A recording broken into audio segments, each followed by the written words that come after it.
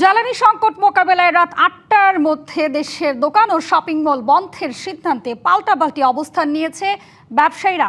বাংলাদেশ দোকান ব্যবসায়ী মালিক সমিতির ঘোষণা মানতে নারাজ বাংলাদেশ দোকান মালিক সমিতি।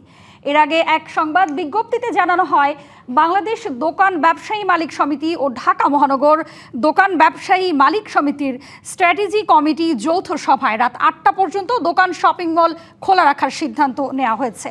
তবে ব্যবসায়ীদের শীর্ষ সংগঠন এফবিসিসিআই এর সদস্য ও বাণিজ্য মন্ত্রণালয় অনুমোদিত ব্যবসায়ীদের সংগঠন বাংলাদেশ দোকান মালিক সমিতির দাবি, এখনও সংগঠনের পক্ষে এ ধরনের কোনো সিদ্ধান্ত হয়নি। এদিকে সংকট বিবেচনায় জ্বালানি সাশ্রয়ে সরকারের পক্ষ থেকে আহ্বান রয়েছে দোকান ও শপিং মল রাত ৮টা পর্যন্ত খোলা রাখার। এজন্য শনিবার সচিবালয়ে আন্তঃমন্ত্রণালয় সভায় ব্যবসায়ীদেরকেও ডেকেছে সরকার। বাংলাদেশ দোকান মালিক সমিতির সভাপতি জানিয়েছেন, ওই বৈঠকের পর সিদ্ধান্ত হবে কয়টা পর্যন্ত খোলা থাকবে দোকান শপিং মল। 200-র বেশি সার্ভিস ও ফিচারে লেনদেনের সব বিকাশ অ্যাপে সম্ভব।